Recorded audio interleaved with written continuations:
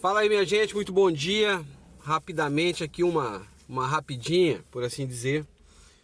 Ainda falando sobre a PL dos aplicativos. Aliás, é o assunto mais falado hoje entre os motoristas de aplicativos, mais falado aí pelos influenciadores dessa área.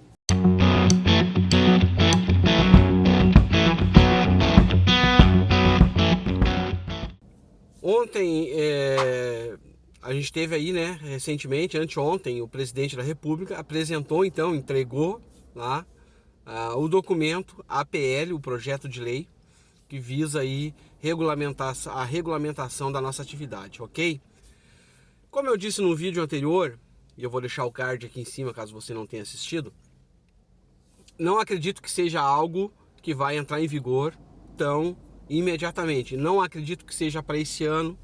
Acredito que isso não deva ocorrer ainda esse ano, mais provável que na prática venha a ocorrer ano que vem. Apesar de que o presidente, quando ele entregou esse documento, ele colocou junto uma solicitação de regime de urgência. O que isso significa?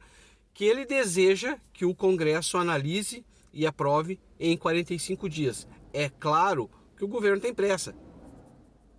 Grana, certo? Para eles, né? Não para nós. E esta é de fato a única certeza que essa PL traz, que o governo vai passar a arrecadar. Por quê? Estima-se que de cada 10 motoristas de aplicativo, apenas 2 contribuem de alguma forma, ou como MEI, ou fazendo a contribuição lá individual de INSS, enfim, no máximo 20% da categoria hoje contribui. E o governo, com essa regulamentação, vai passar a receber de 100%. Ninguém vai escapar disso daí.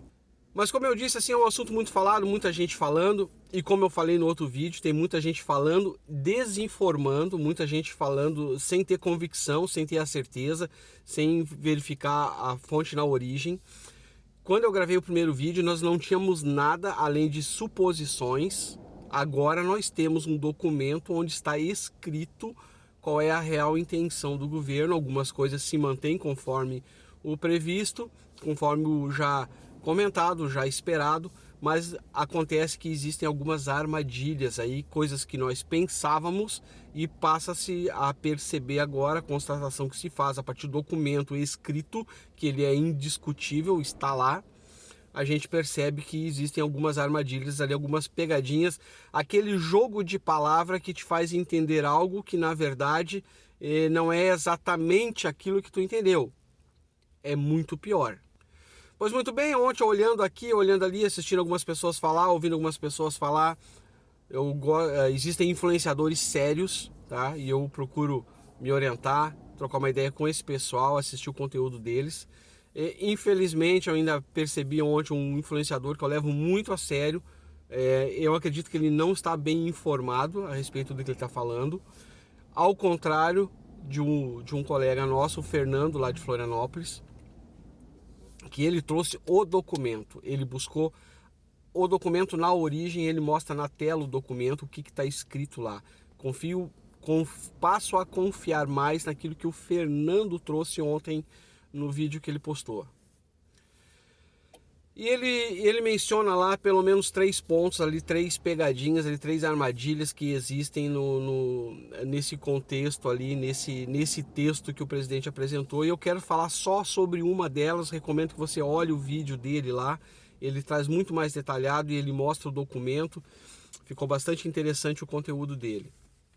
O ponto que eu quero te falar, a armadilha que mais me chamou a atenção, que mais se destacou ali, é sobre a nossa contribuição, que essa vai afetar todo mundo, né? E todo mundo, inclusive eu, tinha o entendimento que eu tinha que eu iria pagar 7,5% sobre os meus ganhos. Fiz uma corrida, recebi por ela R$10, passaria a pagar 7,5% por essa corrida. Sobre esta corrida, né? Mas na verdade não é. Na verdade não é, segundo o que mostrou o Fernando. E ele verificou isso com especialistas, com advogado, contador. E me parece, sim, que ele está certo na observação dele. Hoje, quando você recebe uma corrida, você faz uma corrida e você recebe por ela R$10. Essa corrida, na verdade, o passageiro pagou 15, exemplificando, tá? O passageiro pegou 15, a Uber ficou com 5 e nós ganhamos 10. Pois muito bem, o entendimento que a gente chega é o seguinte: nós passaremos a pagar sim 7,5% sobre 25%. Isso a gente já tinha essa noção. O entendimento que muda é o seguinte: esse 25% não é sobre os R$ 10 que você recebeu. Você paga 7,5% sobre 25% de R$ 15. Porque, segundo a plataforma, a taxa de contribuição, o repasse que a Uber leva, é uma despesa nossa. Então a gente diz o texto lá que nós pagaremos 7,5% sobre 25% do ganho bruto, ou seja, dos R$ 15. Então a gente o cálculo vai ser feito em cima de 25% de R$ 15 e não de R$ 10. E desses 25%, tira-se 7,5%. Parece um pouco complicado, um quebra-cabeça, e eu acredito que isso é proposital para que isso gere confusão e dificulte o nosso entendimento. Resumindo, quem utilizava, se estava cadastrado como MEI e pagava como MEI, pagava ali R$ 75 de alíquota, certo? Hoje esse camarada vai pagar, se ele tem um ganho ali em torno de R$ 2.500 por semana, R$ 5.000 por mês de faturamento, ele passaria a pagar em torno de 110, R$ 115, porque muda o cálculo, muda o entendimento não é sobre o ganho líquido. Aquele R$ 10 que a gente recebe na corrida é o nosso ganho líquido. O ganho bruto é R$ 15, sendo que 5 fica para a plataforma, 10 vem para o motorista. Então essa é uma das armadilhas, essa é uma das várias armadilhas, das várias pegadinhas que o governo usa essa. E não é exclusividade desse governo que está hoje, ok? Esse é o padrão, porque o povo precisa ser enrolado. E se tu torna o texto muito simples, o povo entende. Então eles fazem ali esse jogo de palavras, esses cálculos matemáticos, e isso dificulta a grande maioria, o entendimento da grande maioria de pessoas. Eu estava entendendo errado também. Eu tinha uma ideia, eu tinha um entendimento, e analisando o texto com frieza, com calma e verificando isso com especialistas, de fato a gente está sendo enrolado, há uma armadilha aí. A grande questão é a seguinte: a nossa principal preocupação hoje, como eu disse, como eu venho dizendo já há alguns dias, nada é para agora, não é para a semana que vem, nem para o mês que vem, embora o governo queira que seja, né? Mas eu acredito, eu tenho esperança, e eu acho que cabe a nós também nos mobilizarmos. E qual é a mobilização que a gente tem que fazer agora? Nós temos que pressionar. Tu lembra em quem tu votou? Tu sabe qual foi o deputado que tu votou? Pois é, né? Eu sei, e eu tenho o e-mail dele, e eu vou mandar o e-mail para esse cara, entendeu? Esse cara precisa lá, alguém lá dentro, os deputados primeiramente lá dentro, eles têm que se levantar, e a primeira coisa é negar esse regime de urgência. Isso é a primeira coisa que a gente tem, essa é a mobilização que a gente tem que fazer, para que o regime de urgência não seja aceito, para que a proposta ela tramite, que ela passe por todas as instâncias necessárias, que ela seja analisada, repensada, rediscutida.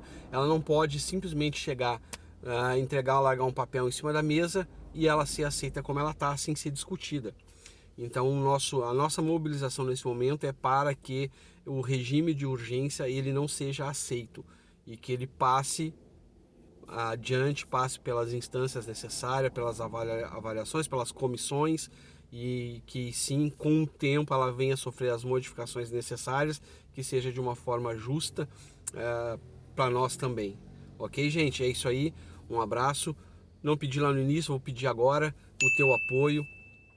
Se tu ainda não é inscrito aqui no canal, faz esse favor para mim, me ajuda aí, te inscreve, não custa nada para ti, mas ajuda o canal a crescer, é muito importante para mim. Deixa teu like também e compartilha. Eu tenho certeza que os teus colegas, aquele teu grupo ali de WhatsApp de motorista de aplicativo, também estão meio perdidos nessa situação aí. Vou deixar o link aqui na descrição do vídeo lá do Fernando de Florianópolis, assistam lá, muito mais detalhado, muito mais embasamento técnico do que eu trouxe agora. Valeu, um abraço, te cuida aí, boas corridas.